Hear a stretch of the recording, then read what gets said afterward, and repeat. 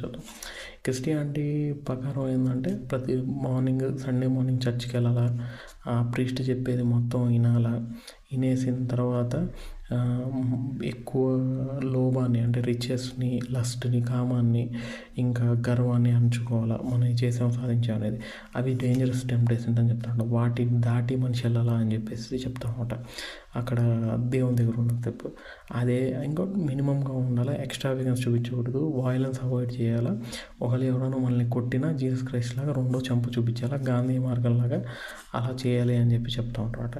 అదే అతను చర్చ్ బయటికి రాగానే సాయంత్రం వాళ్ళ ఫ్రెండ్స్ వెళ్ళి మంచి పార్టీ మూడ్లో కొత్త డ్రెస్సులు వేసుకొని మంచిగా మందు తాగేసేసి మంచిగా 2 బూతులు మాట్లాడేసేసి వాళ్ళ ఫ్రెండ్స్తో కలిసేసి ఎంజాయ్ చేసి వస్తారన్నమాట. సో ఇదే కాన్ఫ్లిక్ట్. మనం చేసే 2 things quite opposite. One way of thinking లేదు, 2 చేస్తూ ఉంటాం. ఒకటి ఇది మనం ఏమనుకుంటామంటే అలా ఉండదు రిలీజియన్, కానీ